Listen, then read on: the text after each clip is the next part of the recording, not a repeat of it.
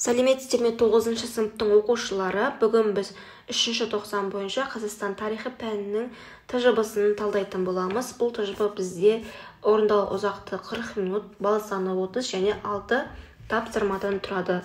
Оқушылар осы тапсырмаларға өтпестен бұрын дәл қазір каналға жазылып, қоңыраушаны басып кетуді ұмытпаңыздар. Осылайша сендер біздерге қолдау білдіретін боласыңдар. Ендеше бірінші тапсырмаға назар аударайық.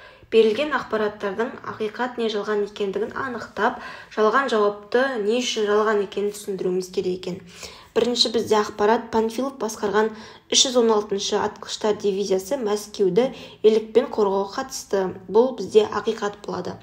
Келесі екінші ақпарат Бауыржан Момышұлы Ұлы Отан соғысы уақытында Кеңес одағы батыры атағын алды. Бұл бізде жалған. Түсіндіріңіз дейді. Себебі Кеңес одағы батырын атағын алған жоқ. Бауыржан Момышұлы 1945 жылы шілдеде бірінші дәрежелі отан соғысы, құрмет белгісі ордендермен қызыл жұлдыз ордендерін алған екен оқушылар. Келесі үшінші ақпарат Әлия Молдағұлова майданда мерген болды. Бұл ақиқат. Келесі төртінші соғыс уақытында Қазақстанның қорғасын өнеркәсібі оқ-дәрі жасауда ерекше үлес қосты. Бұл ақиқат. Келесі бесінші ақпарат соғыс жылдарында Қуанышбаев күріш өнімін алуда рекорд жасаған. Бұл бізде жалған ақпарат. Өйткені күріш өнімін алуда рекорд жасаған Абырай Жақаев, ал Жазылбек Қуанышбаев шопан, малшы, селекционер, қой баққан адам екен оқушылар. Осылай біз бірінші тапсырманы аяқтадық. Тапсырма түсінікті болды деп ойлаймын. Келесі енді бізде екінші тапсырма. Мәтінді қолданып әскери өнеркәсіп кешендерінің Қазақстанға тигізген зардаптарын талдаңыз дейді. Оқушылар осы мәтінді оқып шығамыз және осы мәтіндегі бойынша, салалар бойынша зардаптарын жазуымыз керек. Бізде бірінші сала саяси сала. Яғни саяси саланың әскери өнеркәсіп кешенінде Қазақстанға тигізген зардабы қандай? Мәскеуден бақылауды күшейту және кеңестік әскери саяси құрылымдардың Қазақстанда болуын арттыру, республика КСР қаруының жаңа түрлерін орналастыру және сынау үшін маңызды базаға айналуы осы зардабы болып табылады екен. Келесі экономикалық. Бірқатар аймақтар инвестиция мен дамудан айырылды, өйткені барлық ресурстар әскери қажеттіліктерге бағытталған екен. Әлеуметтік айтатын болсақ, зардабын кәсіби мамандар жетіспеді және генетикалық аурулармен ауыру, ана мен бала өлімі жиіледі. Экологиялық салада зардаптары экологиялық қауіпті әрі лас аймаққа айналды, жануарлар мен өсімдіктердің азаюына әкеліп соқтырды, топырақ құнарсызданды, радиоактивтілік және ракета космос қалдықтарымен ластану топырақтың құнарсыздануына, жайылымдардың тозуына жоғары деңгейде әсер еткен екен. Келесі демографиялық зардабы әскери техникалық кешен үлкен көлемдегі ресурстармен жұмыс үшін қажет етті. Бұл жергілікті инфрақұрылымның соның ішінде тұрғын үйлердің, жолдардың және коммуникациялардың шамадан тыс жүктелуімен қатар жүрді. Соның салдарынан жергілікті халық баспана тапшылығына, медициналық көмекке қолжетімсіздігіне және өмір сүру сапасының төмендеуіне тап болған екен және демографиялық дағдарыс болды. Енді қорытындылай келе айтатын болсақ, әскери өнеркәсіптік кешендер Қазақстан табиғаты мен халықтың денсаулығына орны толмас зиянын тигізген екен. Осы әрекет салдары әлі де әсерін тигізіп келеді. Оқушылар осылай екінші тапсырманы түсіндірдік. Тапсырма түсінікті болды деп ойлаймын. Енді келесі бізде үшінші тапсырма назар аударайық. Кестені толтырыңыз дейді. Бұл жерде екі кезең, сталиндік кезеңнің ерекшеліктері және жылымық кезеңнің ерекшеліктерін айтып және қорытынды жасауымыз керек. Бірінші сталиндік кезеңнің ерекшелігі, алғашқы ерекшелігі КСР командалық экономика мен кең қуатты репрессивтік аппараты бар классикалық тоталитарлық мемлекетке айналды. Екінші индустрияландыру, жұмдастыру саясаттары, репрессия жүйесі жеке басқа табынушылық болған екен. Келесі жылымық кезеңнің ерекшелігі. Біріншісі жеке басқа табынушылықтың жойылуы, КСР-ның қоғамдық саяси өмірінде демократияландыру, рақымшылық жасау, ақтап алу үдерісі жүзеге асқан екен. Екінші тың игеру саясаты, ғарышты игеру, тұрғын үйлер салуды жүзеге асырды.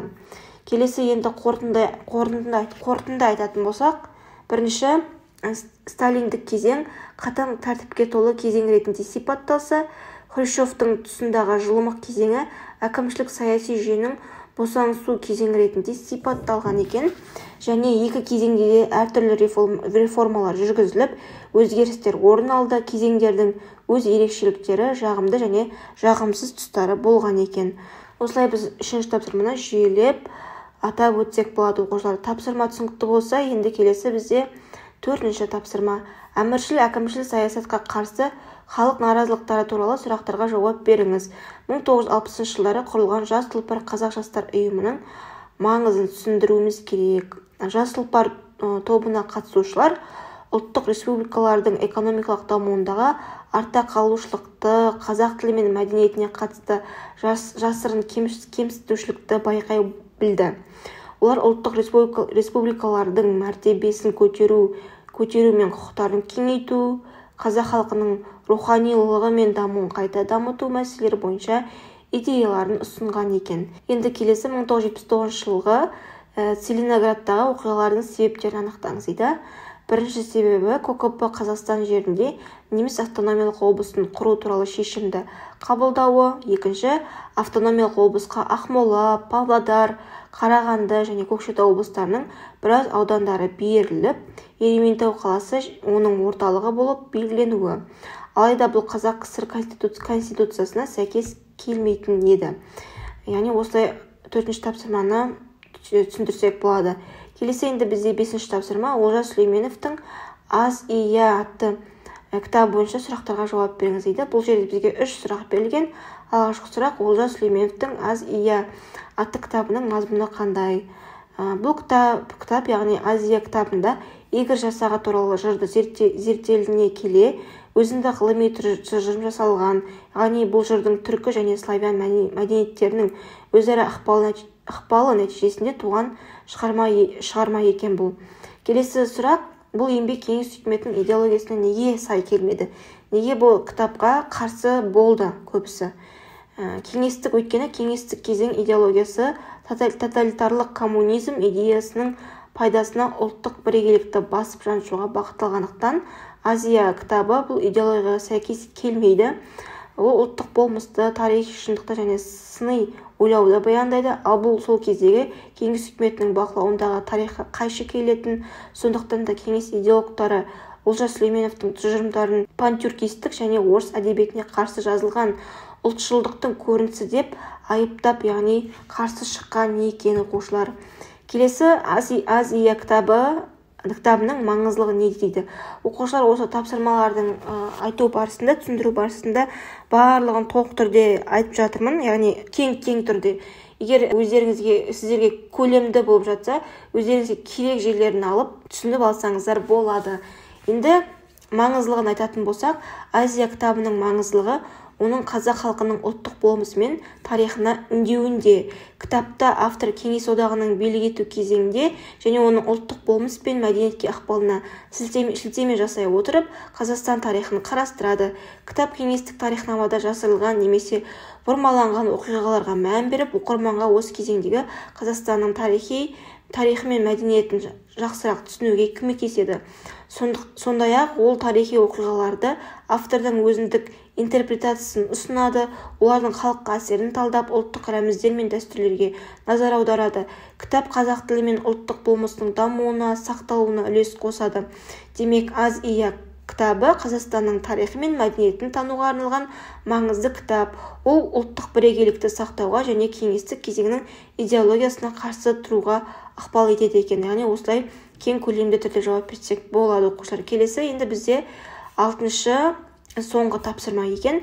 Бұл жерде кестеде 1946-1985 жылдардағы білім мен ғылым саласындағы мемлекеттік саясатқа баға беріңіз дейді. Білімнің әлсіз және күшті жақтарын және ғылымның дәл солай әлсіз күшті жақтарын айтайық. Бірінші, білім.